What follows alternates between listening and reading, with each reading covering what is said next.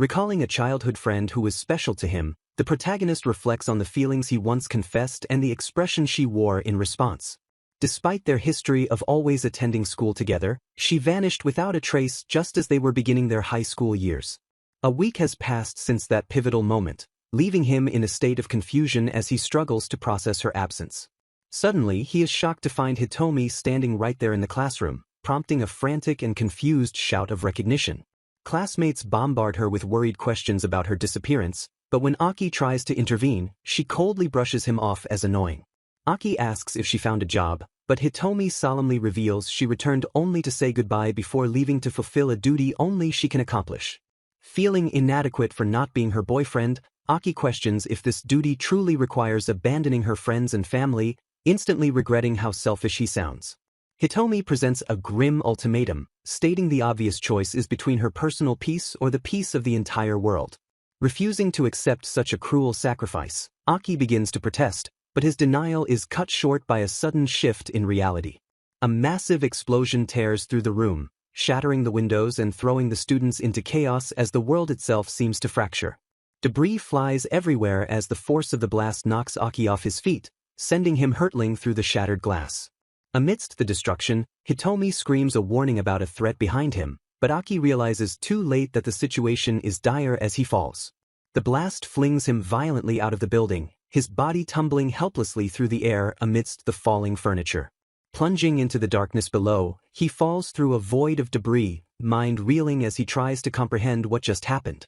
Lying in the dark, he feels the cold bite of pain and realizes something exploded, wondering if this is how his life ends. His final thoughts drift to Hitomi, regretting that he couldn't protect her smile and wishing to support her even without being a hero. A mysterious voice mocks his status as a mere bystander, lamenting the waste of his life while a horned figure observes his broken body. The entity acknowledges Aki's self-assessment that he wasn't a hero, confirming the boy's own dying realization. A strange, pulsating mass is placed into a container as the entity prepares to intervene in the boy's fate. Aki wakes up in a stone dungeon surprised that his pain is gone, but panic sets in as he remembers Hitomi and realizes he isn't in a hospital. He spots a menacing horned figure and recalls a strange creature attacking him just before he lost consciousness. The horned stranger notices Aki is awake, prompting the boy to view the mysterious, non-human entity with immediate suspicion. Expressing relief at Aki's survival, the stranger remarks that he never gave permission for anyone to hurt him, confusing the boy further. The horned man leans in with a possessive smile, declaring that Aki belongs to him from now on.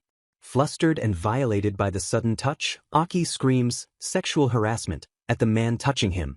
Reacting on instinct, Aki delivers a powerful kick that sends the horned man flying across the room. The man crashes into the wall, causing a commotion that alerts nearby guards to an enemy attack. Monsters rush to the scene, confused by the explosion and shocked to see their prince stuck in the wall. Aki sprints away in a panic while the lizard-like guards chase him, demanding to know if he is responsible for the chaos. Racing down a grand corridor, Aki realizes he is in a completely alien place filled with monsters, having no idea where he is. The pursuer slashes through the barrier, declaring that she will not let the protagonist escape this time. Staring at the relentless attacker, Aki feels a strange sense of familiarity and finds her oddly cute despite the lethal danger.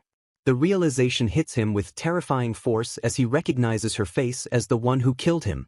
Terrified, he screams for her to stay back, raising a hand in a desperate attempt to shield himself from the blow. The blade strikes his wrist guard, shattering the accessory instantly upon impact. Staring at the alien limb in shock, he realizes with dawning horror that this body is not his own. Confusion gives way to a grim understanding that he died in the explosion and has been reincarnated into the body of a girl.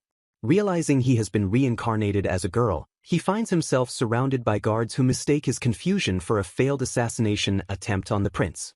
Desperate to find Hitomi, she resolves to ignore the confusion and escape the encircling monsters by any means necessary. Ignoring the massive beast looming over her, she steels her resolve to break free and locate her lost friend immediately. Just as she prepares to bolt, the horned prince calls out to halt her retreat. To the shock of his guards, the prince commands them to stand down, claiming the stranger actually saved him. Pausing in her tracks, she feels a sudden pang of guilt, recalling how she violently kicked the very person now defending her. The prince brushes off the assault with a smile, while she freezes in terror upon realizing she just committed treason against royalty. The prince invades her personal space to inspect her reactions, causing her to internally scream about being harassed for the second time. Confused by the prince's warning about a pursuer, she listens as he explains that he healed her just in time to face the threat still hunting her. The prince warns that an unstoppable force from another world is hunting her, unknowingly describing the very friend she hopes to find. Suddenly, Hitomi smashes through the wall with terrifying power, accusing the group of stealing something precious from her. Aki barely dodges a lethal strike, completely bewildered by why his childhood friend is trying to kill him. Staring into the cold eyes of his attacker, he struggles to reconcile this deadly warrior with the girl he knows. Despite the mortal danger, Aki finds himself blushing and admiring how incredibly cool Hitomi looks in combat. The impact sends Aki flying, prompting the prince to scream at her to focus on survival rather than shock. Landing hard, she is surprised to find that her new body is incredibly durable and barely feels the pain. The prince bizarrely orders his guards to cheer for the girl instead of fighting, leaving everyone utterly baffled. Meanwhile, other soldiers rush into the fray, shouting orders to pursue the intruder. Chaos erupts as the guards label Hitomi an invader from an enemy nation while Aki desperately weaves through her attacks. Sparks fly as Aki barely parries a flurry of lightning-fast strikes from her relentless friend. Realizing she is parrying steel with her bare skin, Aki understands that words will never reach Hitomi amidst this violence. Desperate to de-escalate the situation, she cries out for Hitomi to stop while preparing to physically restrain her. The flurry of attacks suddenly ceases, leaving Aki and the prince breathless as they wait to see what Hitomi does next. Tears stream down Hitomi's face as she coldly demands that he stop calling her by that familiar name. Seeing her cry just like in their memories, Aki is stunned, while Hitomi questions why this stranger echoes the words of the boy she thought she killed. Overwhelmed by the guilt of taking Aki's life, Hitomi begs the stranger to stop speaking like him because she cannot bear the pain of that memory. The horned prince steps in to shield Aki, noting the shift in the atmosphere while addressing Hitomi as a visitor from the country of Larn. Noticing that her previous hesitation has vanished, the prince comments on her resolve, prompting Hitomi to wipe her tears and confirm her determination. She declares that she will no longer be ruled by the hesitation that claimed a victim, steeling herself for the battle ahead. Standing with her allies, Hitomi vows to destroy this world, condemning it as an enemy nation that sold its soul to the evil lord. Although Aki finds Hitomi's intense determination strangely attractive, the prince places a calming hand on his head and solemnly addresses the threat. Unimpressed by their resolve, the prince mocks the hero's determination and dismisses their threats with a casual challenge. The prince reveals that he used the evil lord's power to create a pure living weapon, causing Aki to realize that his new body puts him at war with Hitomi. Aki panics upon realizing the cruel irony that the hero and the demon lord are now enemies, lamenting the twisted fate that pits him against his friend. Hitomi and her allies stand ready for battle, declaring their resolve to protect their world and face any enemy without fear. Aki stares at his former friend in confusion, questioning if he is truly her enemy now while grappling with his identity as a villainous daughter. A sudden, massive explosion rocks the building, shattering the windows and sending debris flying everywhere. Amidst the chaos and gore, Aki shrieks in terror as invisible forces slice through the room, turning the battlefield into a slaughterhouse. The horned prince smiles with sadistic delight, declaring that it is time to make the situation a little more exciting. Aki panics as the hostility in the air intensifies, realizing that the prince intends to let the violence escalate uncontrollably. Sensing a lethal threat, Aki's body reacts on its own, perceiving an incoming attack as if a sharp blade were pressed against his skin. To his horror, Aki realizes his nails have suddenly elongated into razor-sharp claws, a physical manifestation of his new, living weapon, status. Reacting on pure instinct, Aki barely dodges a lethal spear thrust, his new claws clashing against the weapon with a metallic ring. A soldier launches a surprise attack from above, but Aki intercepts the blow with a speed that shocks both him and his attacker. Staring at his hands in disbelief, Aki realizes that his claws just unleashed a slashing attack that cut through the enemy's weapon. Desperate to avoid hurting Hitomi's friends, Aki resolves to run away and talk some sense into them rather than fight back. Soldiers lunge at him with swords, but Aki weaves through the strikes, frantically trying to ensure he doesn't accidentally hurt anyone. The soldiers are baffled by the demon's refusal to fight, while Hitomi watches the strange behavior of the enemy, with growing confusion. The The prince mocks the heroes for their weak conviction, claiming that their hesitation proves they are not ready to wield true power. He taunts Hitomi for her reckless charge, warning that a surprise attack driven only by momentum will never be enough to defeat him. Chains suddenly burst from the ground to ensnare the prince, as Hitomi declares that he didn't deserve to be subjected to such cruelty. The heroes are stunned as Hitomi unleashes a powerful technique, trapping the prince in a binding spell of glowing chains. A sudden silence falls over the battlefield as the screen cuts to black, marking a shift in the conflict's intensity. The prince breaks free with terrifying ease, declaring that Aki belongs to him and warning the heroes that he will not be lenient again. Sensing imminent danger, Aki instinctively moves to intercept a lethal blow aimed at Hitomi, realizing too late that his body moved on its own. He throws himself in front of the blade, shocking both the prince and Hitomi with his selfless act of protection.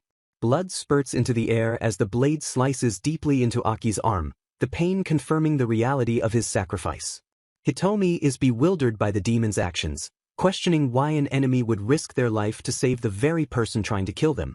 Staring into the demon's eyes, Hitomi feels a strange familiarity, an inexplicable intuition telling her that she knows this person. She shakes off the thought, reminding herself that this creature is a living weapon capable of killing her, despite the conflicting evidence. Aki struggles to focus through the pain, worrying more about the chains tightening around Hitomi's neck than his own bleeding wound. The heroes regroup, realizing they are in serious trouble as the prince's power overwhelms their combined efforts. The prince grabs Aki's injured arm, thanking him for the earlier save while casually inflicting more pain on the open wound.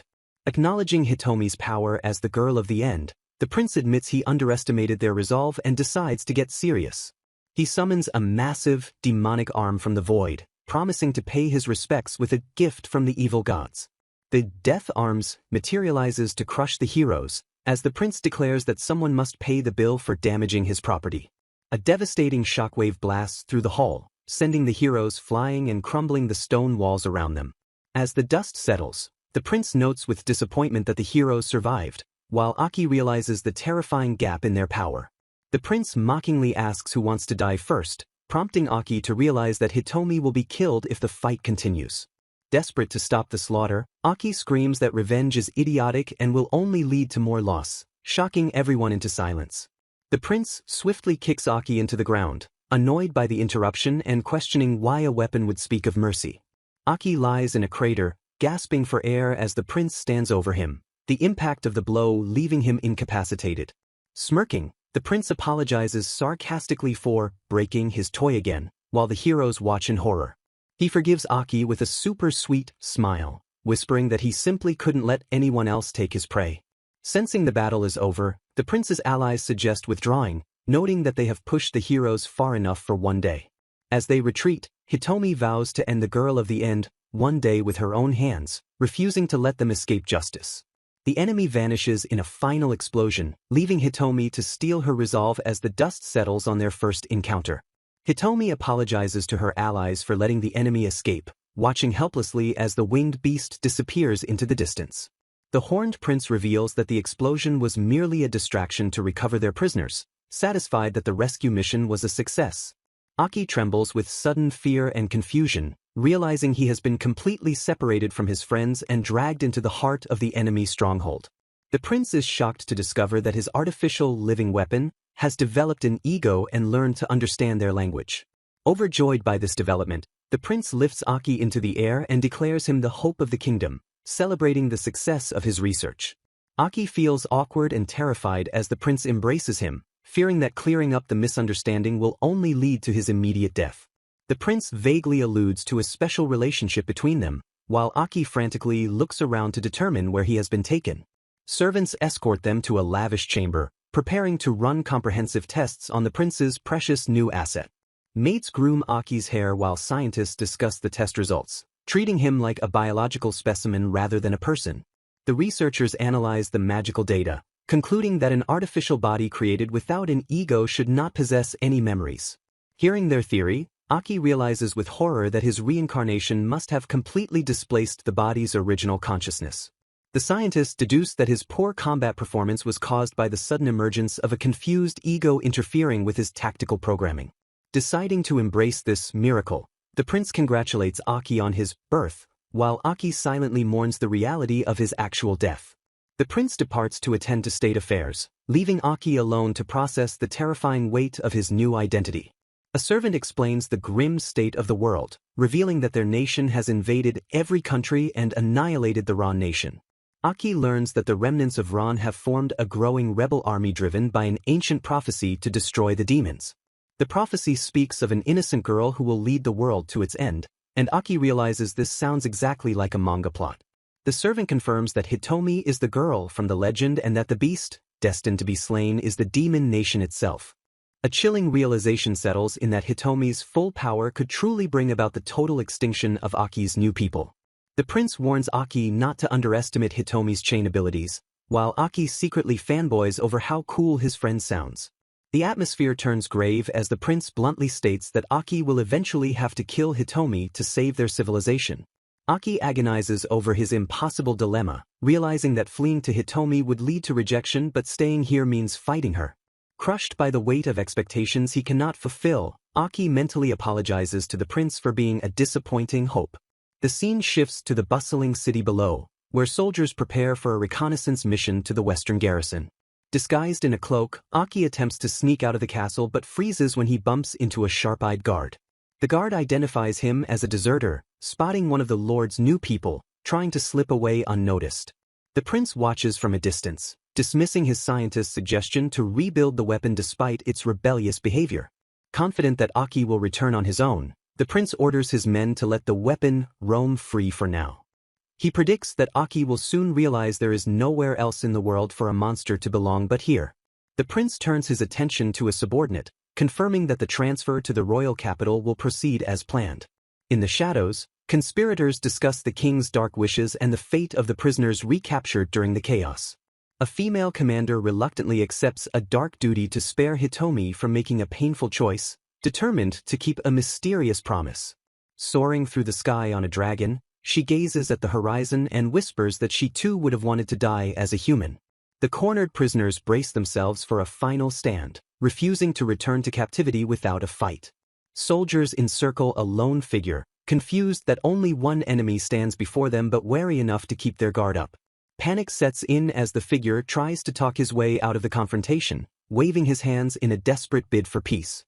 A sudden, violent gust of wind blasts through the canyon, scattering the soldiers like leaves in a storm. A massive owl beast descends from the sky, its talons gripping the stone as reinforcements arrive to retrieve their target. Aki is whisked away on the back of the giant bird, leaving the confused soldiers far behind in the dust. Touching down safely, the group is greeted by their comrades who welcome a canary back from the mission. The prince immediately confronts Aki, deducing that he slipped into the scouting unit to sneak out of the castle. Feigning innocence, Aki tries to laugh off the accusation, but the prince sternly orders him to wait for commands next time.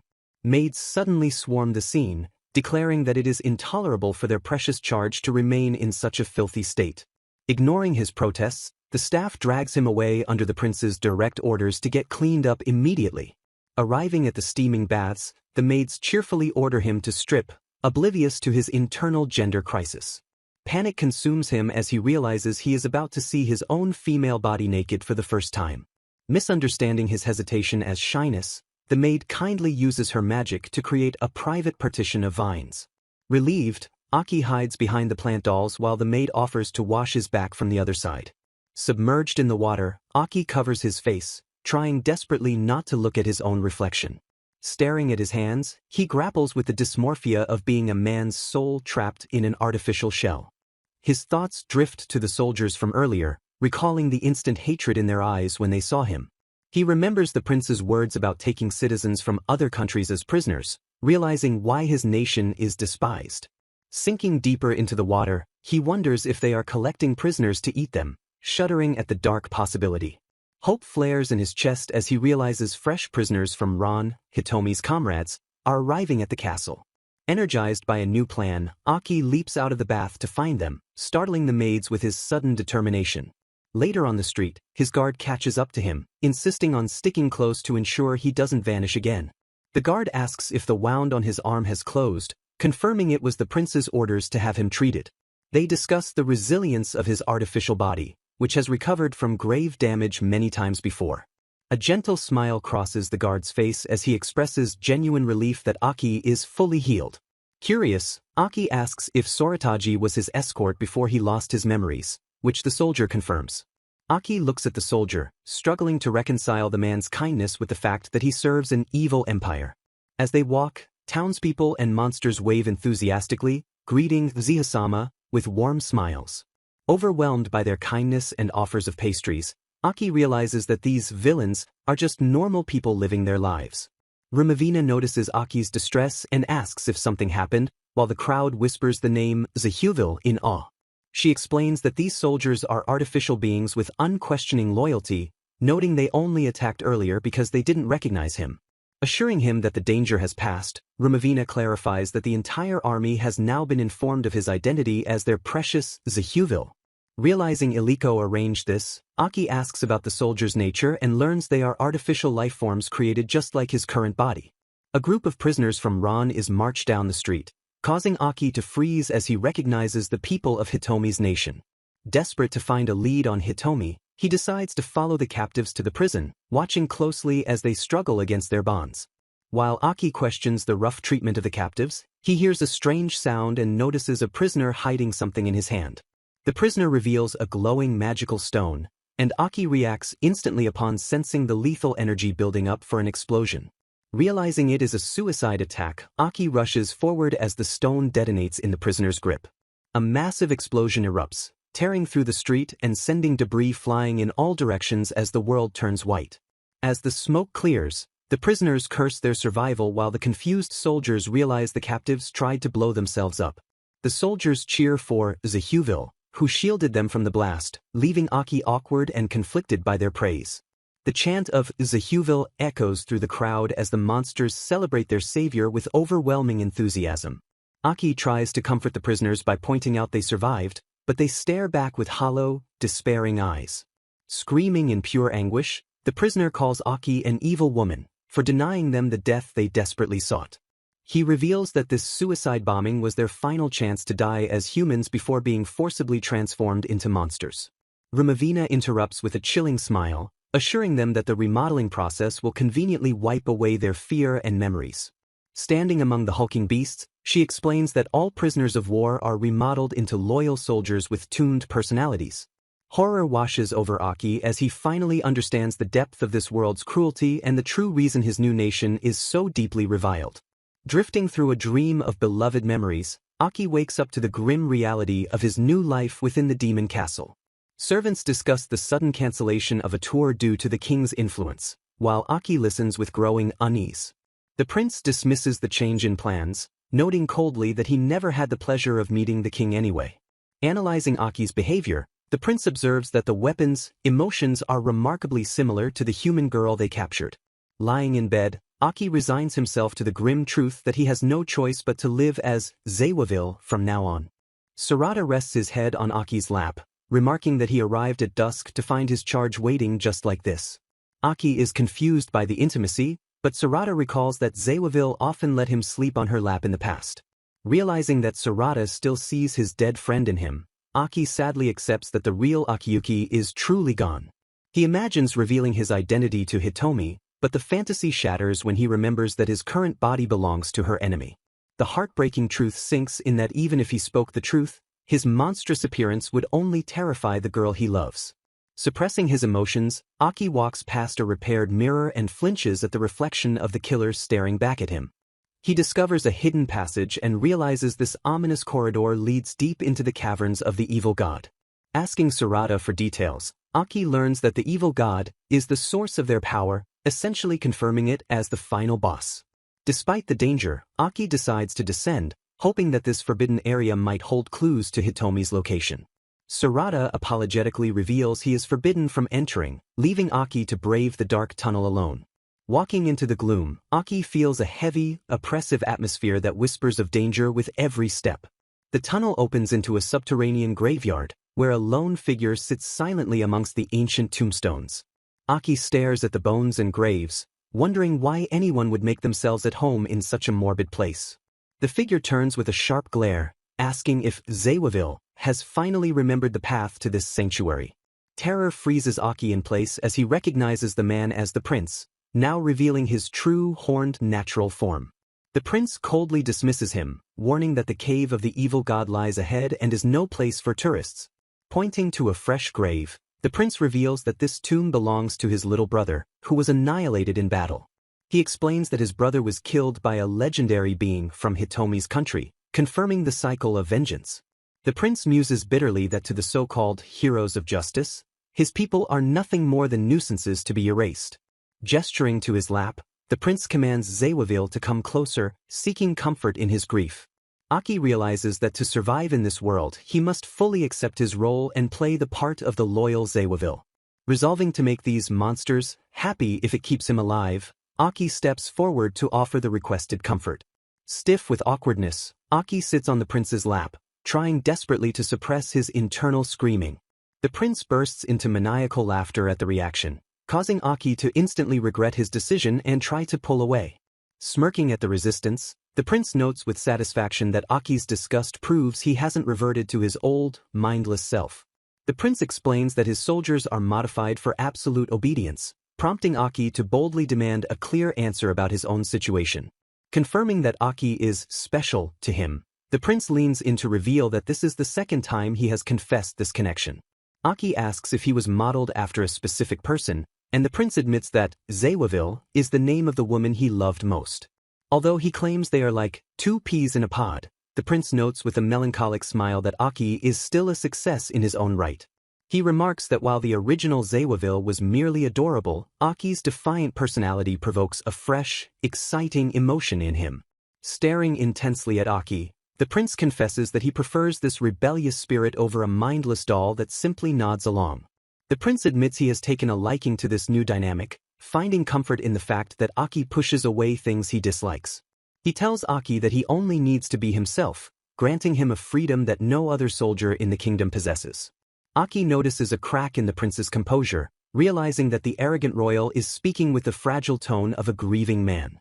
Tears well up in the prince's eyes as he wonders aloud if his actions have disgraced the death of his beloved. Overcome with emotion, the prince hides his face, leaving Aki stunned by the raw display of vulnerability from an evil leader. Aki tries to reconcile this grieving man with the tyrant he knows, realizing the grave here belongs to the woman, not the brother mentioned earlier. Silence stretches between them in the dark cavern, the atmosphere heavy with the prince's unspoken regrets and lingering love. A sudden, sharp sound breaks the tension, snapping them both back to the reality of their awkward position. The prince abruptly decides to leave, casually mentioning he will suggest disposing of the horrific remodeling machine to his father. Sarada panics at the mention of the machine, while Aki realizes the gruesome device was created solely to mass-produce soldiers like him. Sarada remarks that Aki's kindness towards enemies mirrors the original Zewaville, noting that his gentle nature remains unchanged. Aki sighs with a mix of annoyance and resignation, warning Sarada not to expect him to perfectly mimic a saint he never knew. Lying back on the stone bench, Aki decides that it is perfectly fine for a girl of an evil country to hate its misdeeds. He resolves to stop worrying about his identity crisis and simply live as the new version of himself in this current body. Determination hardens his gaze as he vows to do whatever he can to become strength for Hitomi, even if he cannot be by her side. Suddenly, a strange sensation washes over him, and he feels the piercing gaze of eyes that seem terrifyingly familiar. Aki sits up in the cavern, noting that his senses and thoughts remain sharp and unchanged despite his transformation into a girl. A mysterious woman suddenly appears behind him while Sarada is gone, whispering a shocking question, "Do you know Akiyuki?" Seeing Aki's stunned reaction, the stranger smirks and confirms her suspicions, telling him to meet her here again this evening. The mysterious figure vanishes into the crowd, leaving Aki paralyzed with shock as he wonders who could possibly know his real name. Cassini reveals that their mysterious informant wishes to remain anonymous, confirming that the same person who provided the intel is indeed their ally. With the objective set to destroy the remodeling machine, she explains that the informant has already secured an invasion route and cleared the area. Hitomi gets scolded for her reckless habit of rushing in, while the group rests near the ramparts waiting for the signal to strike. Sarais openly doubts that a soldier of Locke would turn traitor, but Cassini insists that the informant's desire to collaborate is genuine. Smiling with a knowing look, Cassini assures the group that this mysterious figure is definitely on their side. Hitomi declares that she doesn't care about the informant's position, vowing to trust them if it means destroying the repulsive machine that creates monsters. Sarais whispers to Cassini that he knows she deliberately used the machine's cruelty to provoke Hitomi's cooperation. He notes how forbearing Cassini is to suppress her own rage in front of the girl of the end, prompting a silent stare from the mage. Cassini looks away with a melancholy expression, admitting to herself that even she has limits to what she can endure. The invasion route opens up as a hole in the wall, prompting the group to hurry inside to recapture the prisoner before the guards return. Meanwhile, the prince notices the reduced patrols and realizes Zewaville borrowed a significant number of soldiers for some unknown purpose. Limavina claims ignorance about battle deployments, diverting the prince's suspicion by noting that Zewaville was always different from the others. The prince scoffs at Limavina's irresponsibility, pointing out that despite having a free will, the scientist is just as reckless as the doll. Limavina casually mentions that only 4 people in Locke retain their egos, revealing that Zewaville asked about the origins of the remodeled soldiers. Growing suspicious, the prince orders a search for the missing soldiers, but Limavina dismissively suggests checking with Zewaville's guards instead. A subordinate offers to help, but Limavina declines, stating he has already lent his own troops to Zewaville and reached his quota. Realization strikes the prince as he remembers the remodeling facility is supposedly closed, yet reports indicate it is currently processing new prisoners. Connecting the dots to Zewaville, the prince panics and sprints down the corridor, asking if the situation is truly that critical. He laments that despite his own desires, the final choice was never his to make, fearing the consequences of Zewaville's rebellion. The doors to the facility burst open, revealing the horrific scale of the remodeling plant hidden within the castle. Hitomi and her party stand before the grotesque, fleshy mass of the machine, stunned by the sheer magnitude of the evil they must destroy. Guards suddenly discover the intruders, shouting alarms while Hitomi's group realizes their stealth has been broken. Sarais notes that bombs and ordinary attacks are useless against the machine, forcing Hitomi to resort to a dangerous, burdensome method. Hitomi summons her magical chains, steeling herself to destroy the massive structure despite the physical toll it will take. Limavina interrupts their attack, explaining that the machine is linked deeply to the evil god and cannot be easily destroyed. A massive claw smashes through the floor, separating the group as the ground crumbles beneath their feet. Sarais smirks amidst the chaos, accepting the ambush with a fatalistic quip as they tumble into the trap. The heroes land in a lower chamber, immediately surrounded by a horde of hulking monsters waiting to ambush them. Limavina notes their lack of fighting power and decides to call in reinforcements, gleefully preparing to use a good ingredient he has in stock.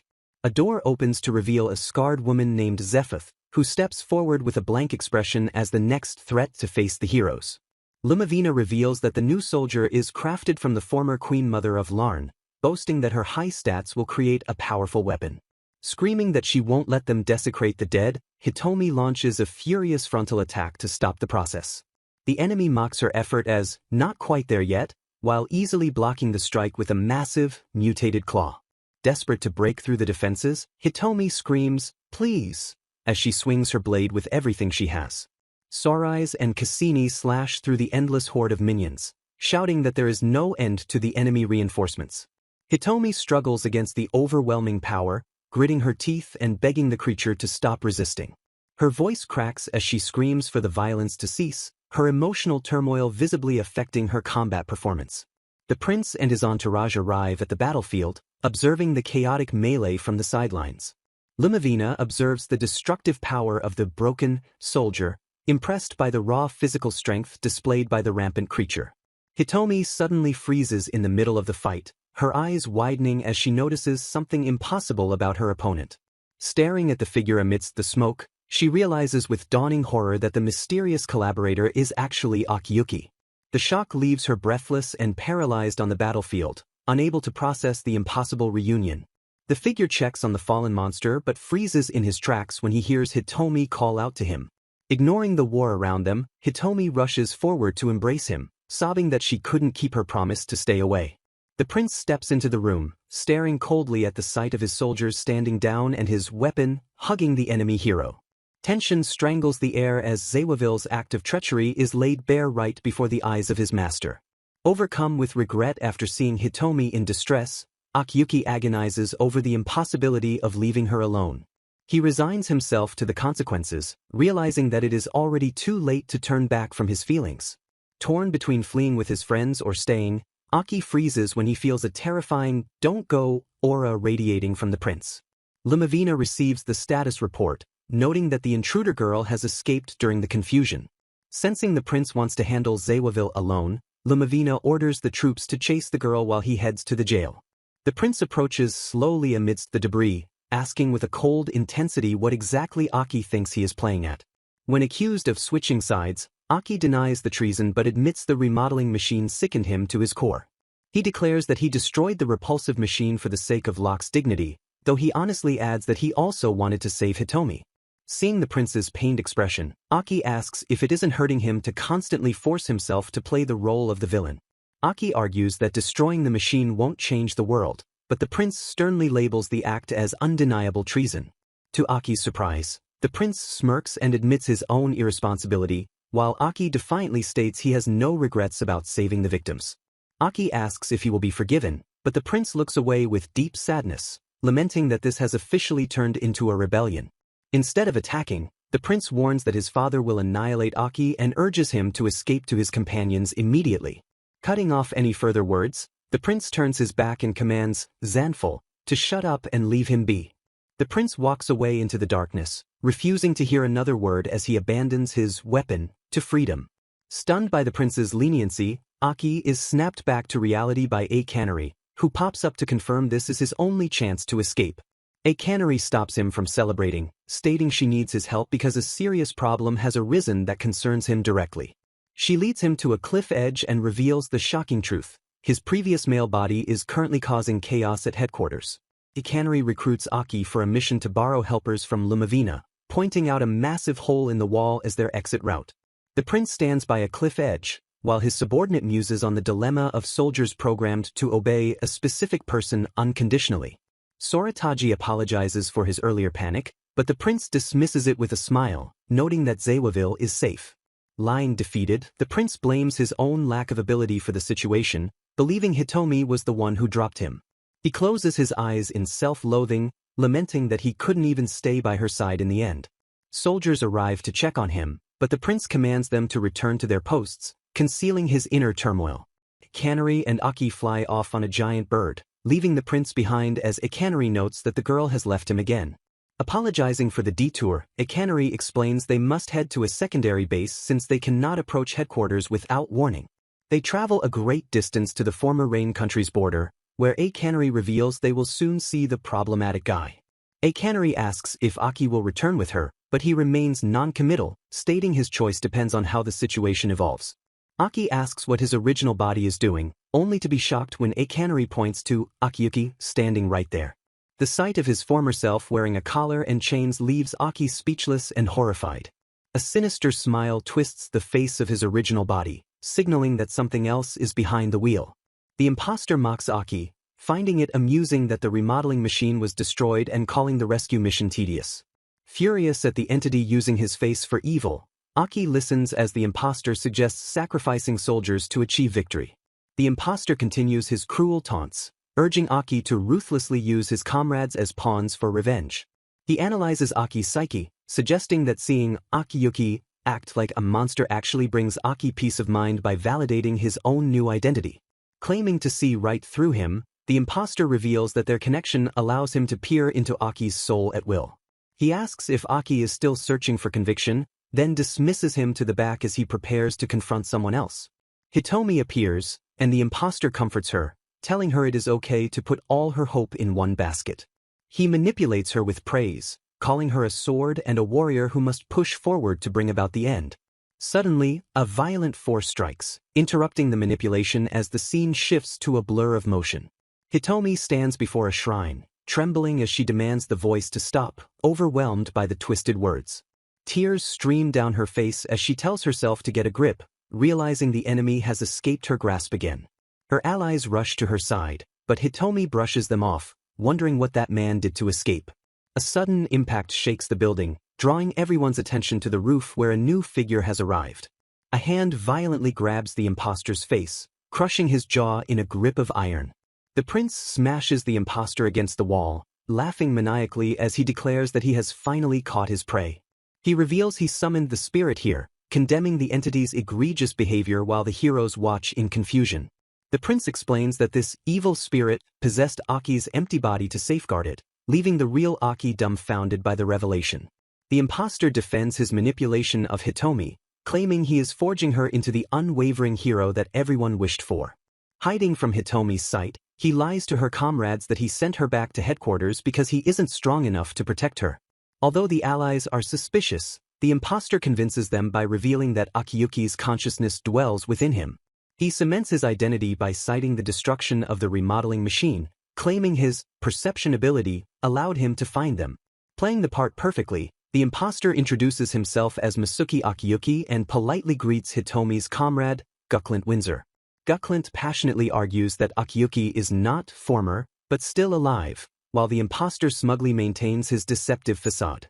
The impostor arrogantly refuses to surrender the body, prompting a cannery to suggest that a forbidden technique could forcibly reverse the possession. A desperate hope blooms in Aki as he wonders if returning to his original body would finally allow him to stand by Hitomi's side. However, he realizes that becoming human again would turn his new demon friends into enemies and leave Zawaville as a hollow puppet. Torn between his original life and his new existence, Aki clutches his head in a spiral of confusion and inner turmoil. He acknowledges that his current existence in Zawaville's body is a miraculous second chance that he is terrified to lose.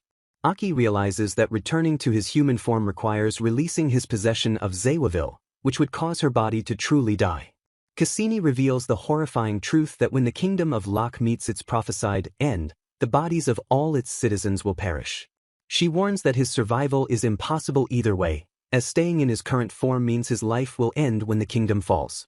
Cassini explains she brought him here to offer a final mercy, allowing him to choose whether to die as a monster or as a human. She apologizes to Akiyuki for springing this impossible decision on him and involving him in their doom. Bowing her head, she expresses deep regret for dragging an innocent bystander into a tragic fate that had nothing to do with him. Huddled alone in the dirt, Aki buries his face in his knees, overwhelmed by the impossible choice forced upon him. Cassini approaches with a tray of tea and sweets, offering a warm respite to the despondent hero. Biting into the pastry, Aki's eyes light up at the sweetness, grateful for a taste that isn't the usual terrible demon food. Cassini suggests he remove his hood since Hitomi is gone, revealing they are hiding in a secluded spot. She explains they are in a sacred place belonging to Deloya, a dangerous monster that keeps regular soldiers away. Revealing that Hitomi is contracted to this very spirit, Cassini explains how humans incorporate demon power to fight. Aki realizes with horror that the evil spirit he saw earlier was actually Hitomi using this dangerous power. Cassini cuts off his concern for Hitomi, sternly reminding him that this is not the time to worry about other people. Aki admits his mind is wandering because he just wants to escape the crushing reality of his situation. Cassini presses him on how he wants his life to end, acknowledging that every choice available is painful. Tears welling in his eyes, Aki confesses that he isn't prepared to die yet, despite knowing the end is inevitable. Desperate to change the subject, Aki recalls seeing Cassini interact with the prisoner who had the bomb. Cassini calmly confirms she gave him the explosive, stating that it was what they had agreed upon. She admits she was effectively killing a comrade, but argues that she fulfilled his wish to die on his own terms. Revealing her heritage, Cassini explains her father was a human who contracted with Locke, giving her a unique perspective. She transforms her arm into a claw, demonstrating that her mixed blood allows her to shift freely between human and demon. Sharing her past pain, she admits she hated her Locke side and understands the despair of being born an enemy. She confesses she was disappointed to find Aki inside Zawaville because she thought she had finally found a strong female friend. Cassini explains that she offered him the choice to die as a human because she knows how unbearable a cursed existence feels. She notes that Aki has miraculously remained untainted despite the possession, a secret Hitomi must never know. Covering her eyes, she wonders aloud how many times he has sacrificed his own well-being for the sake of others. She observes that affirming the fears of others while denying his own pain is a sacrifice that hurts him more than anyone. Aki calls her a good person for caring, prompting Cassini to sigh that he is worrying about others again. Smiling wryly, Aki admits he worries about her because they are both spies living a double life. They agree that the Locke soldiers are strangely kind and cheerful, treating them like normal people despite the war. Cassini teases him about getting attached to the cute soldiers, causing Aki to flush and deny the affection. She reminds him that they have crossed a line where the so-called enemy has become another ally worth protecting. Staring at his forced smile, Cassini notes that he makes the exact same expression as Hitomi when she hides her pain. Breaking the tension, Cassini reveals that there is actually a third option she hasn't mentioned yet.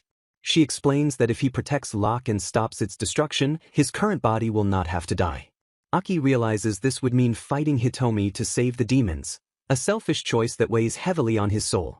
Silence stretches between them as the weight of this potential betrayal hangs in the air.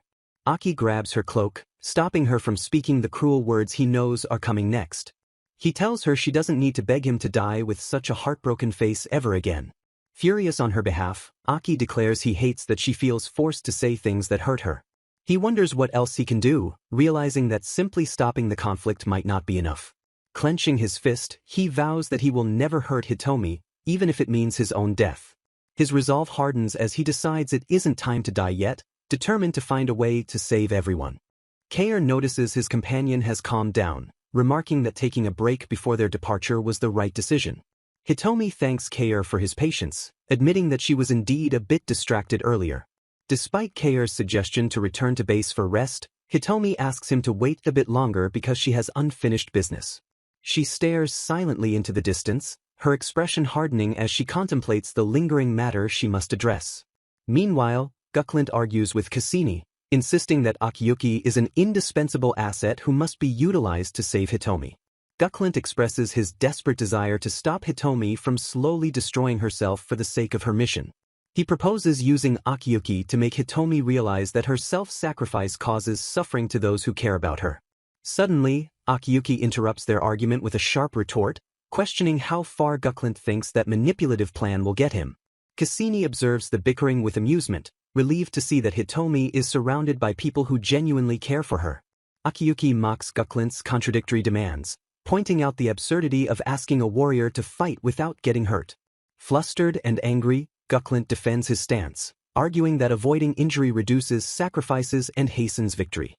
Cassini laughs at the recurring argument while Akiyuki steps in to apologize for interrupting their fun. Blushing furiously, Akiyuki asks if he can join the conversation since they are discussing such a precious topic as Hitomi.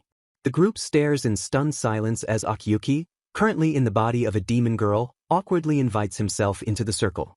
Confusion reigns as everyone tries to process the sudden intrusion of the person they were just talking about. Akiyuki declares that Hitomi has the potential to become even stronger if she discards her unnecessary emotional burdens. Gukland screams at him not to lump Hitomi in with his twisted logic, but Akiyuki presses on about making her the world's strongest. Listing her virtues, Akiyuki praises how she never complains or plays the victim, noting that she considers her hard work to be only natural. He argues that while she is strong, it is crucial to remember that she also deserves to be protected herself. Cassini challenges him to decide if Hitomi is a fragile child or a hero, accusing him of underestimating her again. Smiling with conviction, Akiyuki asserts that Hitomi is a hero, which is exactly why he wants to protect her. He explains that while she is strong and dependable, she gets hurt easily and needs protection more than anyone else. Reflecting on his past ignorance, Akiyuki regrets innocently praising her toughness and believing heroes were immune to pain. He realizes with horror that his reliance and praise only pushed her further down a path of self-destructive endurance. Admitting his helplessness, Akiyuki acknowledges that while he cannot stop her from fighting, he wishes he could remove her reason to fight. Tears well up as he vows to never make her cry again, determining to prevent her from suffering in silence. He accepts that he doesn't have to be the only one protecting her, recognizing that she has other friends who cherish her deeply. Overwhelmed by his thoughts, Akiyuki asks for a moment alone and heads toward a nearby pond to clear his head. Cassini watches him go, noting that the peaceful spot by the water is the same place Hitomi often visits to calm herself. Standing alone, Akiyuki feels the weight of the approaching end, but steels his resolve, having finally decided on his path. Hitomi finds Aki hiding in the bushes, remarking that there is no point in escaping to a place she knows so well. She deduces that Cassini must have protected him after his betrayal, declaring that he couldn't possibly stay in Locke after what he did. Demanding answers, Hitomi asks if guilt or his new persona drove him to destroy the machine, though she warns she won't trust him either way. Aki raises his hands in surrender, while Hitomi admits that despite her inability to forgive him, his power would be a helpful asset. She confesses that she wouldn't have survived back then without his help, revealing that she came here specifically to tell him that. With a gentle expression, Hitomi thanks him for saving her life, leaving Aki stunned by the sincerity of her gratitude. She turns to walk away, leaving Aki frozen in place as he struggles to process the kindness he feels he doesn't deserve. Tears stream down Aki's face as he internally screams at her not to say such heartbreakingly nice things to a monster. He agonizes over the fact that she thanks him when she should hate him, feeling the crushing weight of her undeserved gratitude. Torn between inaction and futility, Aki realizes that Hitomi is trapped by her own righteousness and he is the only one who can intervene. He feels like an idiot for hesitating, realizing that his desire to do something for her outweighs his fear of the consequences. His resolve hardens into steel as he decides he cannot stand by any longer, making up his mind to act immediately. Cassini tells him not to worry, but Aki rushes past her, shouting that he has to say one last thing to Hitomi. Aki sprints desperately through the forest, chasing after Hitomi's retreating figure before she disappears from his life again. Hearing the commotion, Hitomi stops and turns around, shocked to see Aki running towards her with such intensity. Meanwhile, Gucklint and his allies spot Hitomi nearby, but they are confused by the sudden and chaotic situation unfolding before them. Seeing Zewaville charging with a troublesome expression, Gucklint misreads the situation and wonders if he needs to punch the evil spirit out of her. Aki screams that he doesn't care if it's impulsive, shouting at Hitomi that she is neglecting herself by living only for others. Attacking his own former body with lethal intent, Aki declares he will end his regrets by destroying the Akiyuki vessel first. The spirit inside the male body marvels at the sensation of being human, distracted by the simple joy of feeling warmth and taste for the first time in ages. Aki grabs his former self by the collar, asking the spirit if that stolen body is truly necessary for its existence. With a violent crunch, Aki crushes the neck of his own body, destroying his only chance of returning to humanity to sever his attachment. The spirit smirks through the pain, calling the act disgusting but acknowledging that this ruthless nature is exactly who Akiyuki is. As the body crumbles, the spirit admits he understands the urge for self-sacrifice, realizing he shares that tragic flaw with Hitomi. Aki holds his dying former body, telling Cassini that this sacrifice is something he wants to do for himself and for Hitomi. Cassini asks if he truly knows how to defeat Locke, and Aki confirms there is one other path now that his human ties are severed. Staring into the distance, Aki declares his intention to end the war, fully embracing his role to save the world. The group gathers in a quiet clearing, sensing the atmosphere shift as the time for the return ritual finally arrives. Lying on the grass, Akiyuki closes his eyes while Cassini announces that the dimensional chasm is stable enough to begin. The mage explains that she will act as the summoning coordinator to ensure the corpse returns safely to its original world. Light engulfs the body as Hitomi offers a silent prayer, wishing for Akiyuki's human form to find peace at last. Tears well in Akiyuki's eyes as he watches his former self vanish, while Cassini urges him not to hesitate in this final moment. A solemn silence falls over the group as they stand before the massive tree, witnessing the physical end of the boy named Akiyuki. Cassini confirms that the body has completely disappeared, noting that it only lasted this long because of the spirit's possession. Discussing the burial, Cassini remarks that it is better for him to be laid to rest on Earth rather than remaining in a foreign world. Akiyuki admits he didn't want his family to find a corpse at school, but he couldn't bear the thought of simply vanishing from their memories. Shifting gears, Cassini reveals she called a special escort in advance to help Akiyuki return if he had chosen to go back. A white bird descends from the sky, and Cassini admits she was surprised to learn that the escort is actually that person. The bird lands gracefully and transforms into a human figure, stepping out of the light to reveal his identity to the stunned group. Recognition dawns on their faces as the stranger leans in, prompting a shocked gasp that it really is him. Aki instinctively calls out the name Zanful, but the stranger smirks and playfully corrects him with the name Zewaville.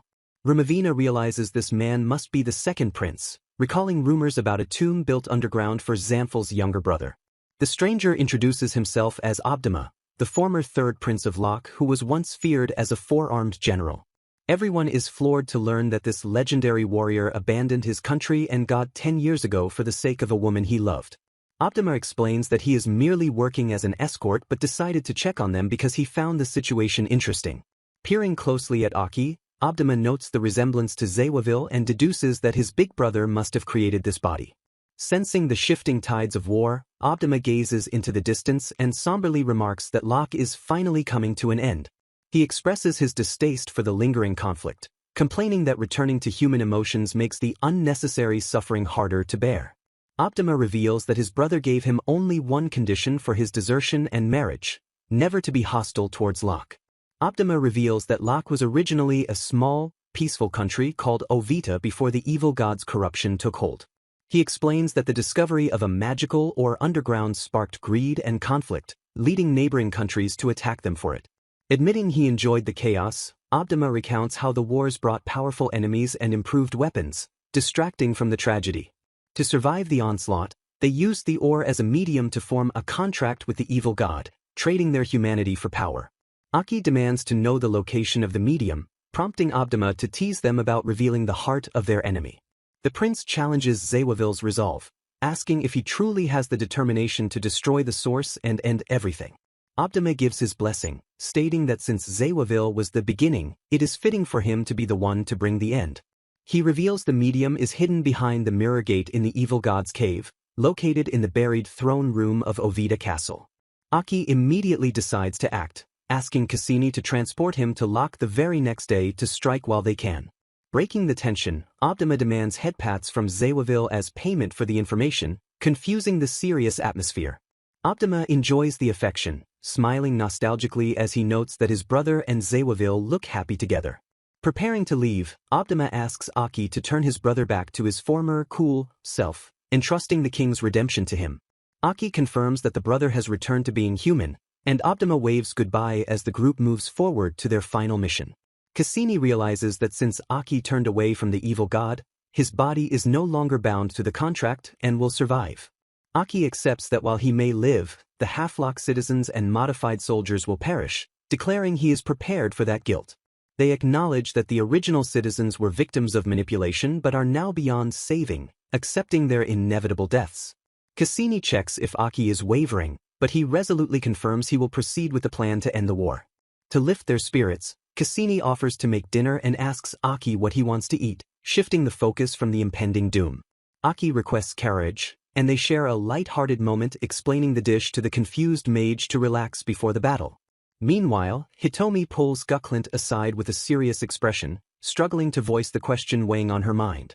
Trembling, Hitomi asks Gukklint to just talk to her to help her endure the pain, while he silently keeps the secret of Aki's identity. Arriving at the secret entrance she built, Cassini leads the infiltration into Locke Castle through a hidden path free of guards. She senses the king's fury over the destroyed machine and realizes the soldiers have likely been commanded to treat her as an enemy. Suspecting a trap set by Zanful, she decides to proceed anyway after noticing that Sarada has deliberately cleared the guards from their path. Cassini steels herself to locate the magic or deep within the hall, knowing she must destroy the medium connecting Locke to the evil god. Entering the dark chamber, she finds Zanful waiting in the shadows, who coolly asks how she enjoyed siding with the enemy girl. She boldly asks if he seeks her life or the evil gods, while he observes her demeanor and questions why she returned. Zanful remarks that since her new allies accepted her, she must have finally found a place where she truly belongs. Confirming that they stand in the ruins of Ovita Castle, Zanful declares he led her here to punish her with his own hands. They discuss his brother Optima's defection, with Zanful admitting he allowed the free spirit to leave because he found purpose elsewhere. Cassini looks at the overgrown roots and realizes that this ruined sanctuary is the very thing Zanful has been desperately trying to protect. Zanful mocks the idea that there is nothing left, furiously asking her how long she intends to keep questioning his resolve. Insisting that Ovita is still alive, he vows to prevent any outside beast from trampling on his home or taking anything from him. Cassini stares in confusion at the pulsating roots, wondering if the people absorbed into the scenery are actually still alive. Zanful reveals the pact was made to protect his people from hunger and pain, intending to release the spell only after achieving victory. He warns that destroying the ore's protection will cause the bodies of everyone kept alive by its magic, including Zeeweville, to crumble into dust. Declaring that he gave Zeeweville life when she would have vanished, he swears to the people that he will fight until his dying breath. Cassini challenges his logic, but Zanful argues that stopping now after antagonizing the world would only lead to their total destruction. When she asks if he is fighting just to watch Ovida be destroyed, he screams that he will never let that happen. Cassini steals her heart to show no mercy despite his noble intentions, while he vows to let no one stand in his way. With eyes burning with resolve, Cassini screams that she has come to end this country once and for all. Roots erupt from the ground as the two clash, Cassini barely dodging the massive magical limbs swinging at her. She weaves through the lethal barrage, gritting her teeth as the overwhelming power of the prince bears down on her. Cassini launches a counterattack, her magic colliding with his defenses in a violent explosion of energy. The impact throws them apart, but Zanful relentlessly pursues her with a flurry of strikes that leave no room to breathe. A heavy blow sends Cassini skidding across the floor, forcing her to admit that she was too naive to think this would be easy. Realizing she cannot defeat him in a direct duel, she resolves to break past him and destroy the medium hidden deeper inside. Zanful intercepts her attempt to bypass him, unleashing a massive attack that forces her to defend with everything she has. Her attack fails to scratch him, leaving her frustrated and desperate as he closes in for the kill. Spotting an opening, Cassini lunges forward and wraps herself around him in a desperate, unorthodox grapple. She delivers a massive headbutt to his face, apologizing for her lack of combat skills while worrying if she cracked his skull. Noticing that Zanful's grip has weakened, Cassini realizes his heart isn't in the fight and offers to help him let go. She leans in close, pinning his weapon down and challenging his claim that he has no choice. Trapped beneath her, Zanful accuses her of being an outsider who destroys things simply because she dislikes them. He argues that her ability to act on whim proves she lacks the heavy burden of duty that binds him. Zanful insists that he cannot abandon his path because he swore a sacred oath to protect his people and his beloved. He declares that his personal feelings are irrelevant against the weight of his responsibility. Recalling the past, he admits he only took the evil god's hand to defeat an immediate enemy, but the war dragged on until his people were gone. He blushes with shame, confessing that he lost his way in the endless conflict. He reveals that the violence became an addiction, a comforting intoxication that allowed him to ignore the loss of his true purpose. He realized too late that he was merely getting drunk on power rather than fighting for a cause. The resistance he was once proud of twisted into aggression, filling him with dread as he watched his people become perpetrators. He acknowledges the horror of realizing they had transformed from victims into the very monsters they sought to destroy. Despite his guilt, he admits that his love and hate never faded, but his perception of the war fundamentally changed. Cassini listens silently as he describes the trap of his own emotions. When Cassini asks if he feared his conscience returning, Zanful confesses that he simply didn't want to wake up from his delusion. He preferred the dream of righteous battle over facing the nightmare of his reality. He muses bitterly that remaining in that slumber would have eventually led to a happy ending for his twisted narrative. Cassini argues that she doesn't want anyone to suffer, insisting that Hitomi is not the villain he paints her to be. Zanful counters that evil demons must suffer to satisfy the narrative of the girl of the end. Struck by the unbridgeable gap between them, Cassini looks down sadly and admits that perhaps she really is just an outsider. She realizes that her perspective may be too detached to fully grasp his pain. She acknowledges that her short time in this world limits her understanding of the deep-seated hatred directed at Locke. Cassini closes her eyes, accepting that she cannot fully share the burden of his history. With tears in her eyes, she confesses that she actually likes the demons because they were kind to her when humans were hostile. She admits to feeling guilty for caring about the enemy, while knowing she must stop them. Despite her affection, she declares her resolve to end this country because she believes it is the only way to save them. She accepts that she might be evil for making such a unilateral choice on their behalf. Cassini asserts that while she isn't the real Zewaville, she is still someone's Zewaville and willing to bear that weight. She gently offers to be the one to forgive him if that is what he needs to finally stop fighting. Looking deep into his eyes, she tells Zanful that it is finally okay for him to rest now. Her voice is soft but firm as she grants him the permission he couldn't give himself. She smiles warmly, assuring him that she knows exactly what this body was created for. Her expression conveys a deep understanding of his longing for the woman he lost. Zanful stares at her in stunned silence, his defenses crumbling before her unexpected compassion. He looks as though he is seeing a ghost of the past superimposed on the present. Confused by her earlier slip of tongue, Zanful asks who she really is and why she mentioned coming to this world. Aki prepares to reveal his true identity, nervously starting to explain his origins. Suddenly, a frantic voice screams, "Please wait, father," as a massive force interrupts their confession. Zanful looks back in shock, realizing that the king himself has arrived to intervene. A massive blade swings down with lethal intent, threatening to cleave Aki in two as the final chapter approaches. The scene ends in a chaotic blur of violence as the ultimate enemy strikes. A violent impact sends Aki flying across the room, and he lands with a start, realizing that his long hair has been sliced clean off. He stares at the severed strands in confusion, bewildered by the fact that he feels no pain despite the lethal precision of the invisible attack. Zanful is blasted backward by a massive, shadowy limb, barely blocking the blow as he identifies the terrifying attacker emerging from the darkness.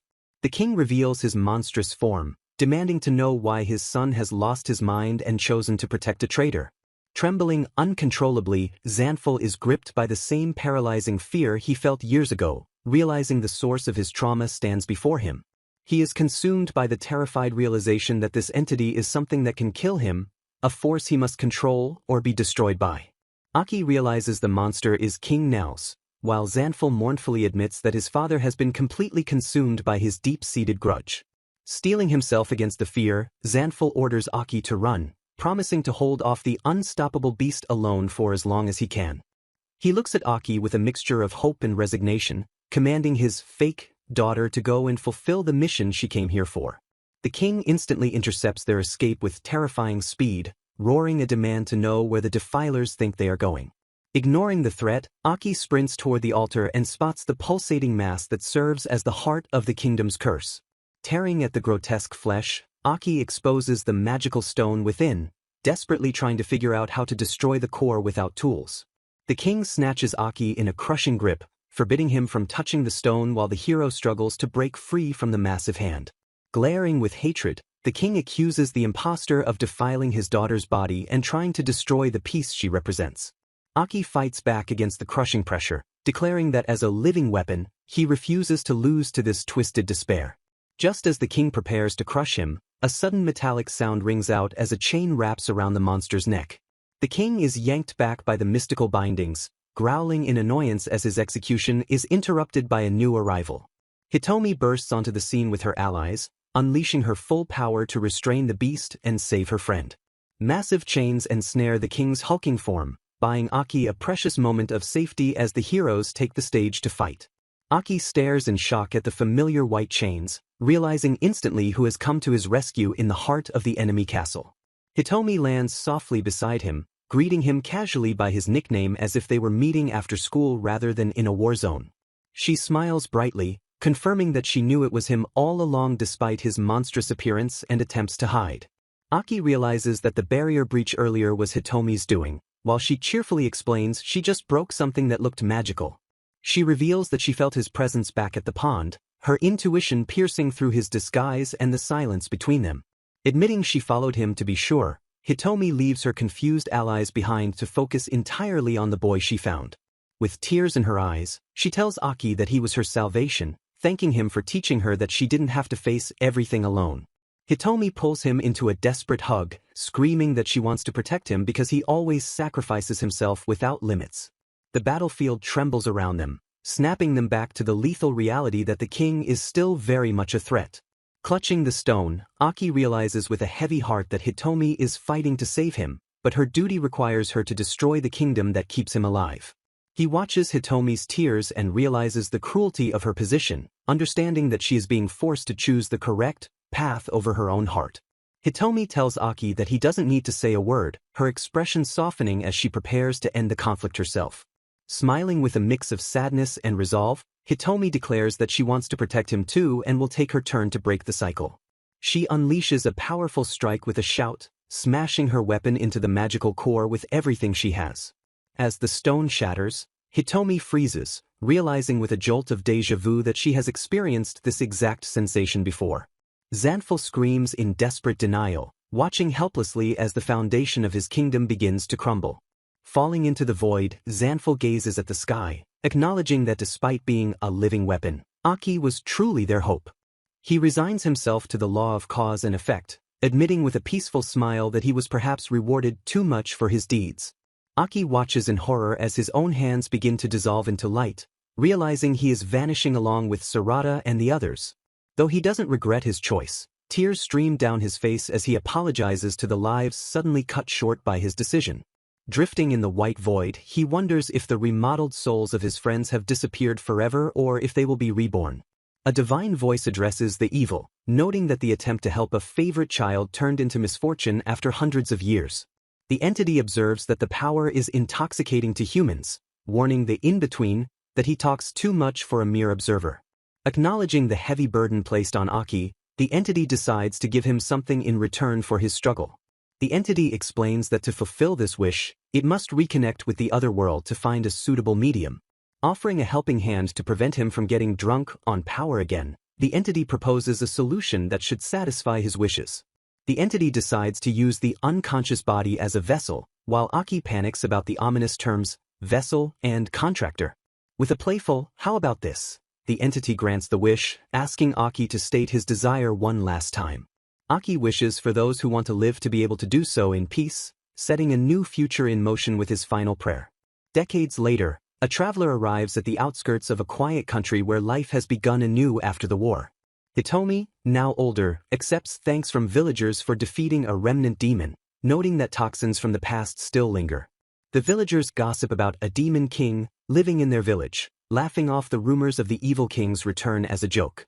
Hitomi declines an offer to settle down, insisting she must continue traveling to hunt the remaining demons and clean up the past. Arriving at a secluded house, she is greeted by a familiar voice welcoming her home after her long journey. Hitomi smiles warmly, her expression softening with nostalgia as she gazes at the person waiting for her. She announces, "I'm home, Maki," reaching out to hold the hand of the small child standing in the doorway. A young, horned Aki welcomes her back, excited to see the gifts she brought for the friendly monsters gathered around him. They banter about Hitomi's immortality caused by overusing her power, with Aki teasing her about being a grandma despite her looks. Hitomi introduces a young man she met on her travels, claiming that the result of her choices is fine by her.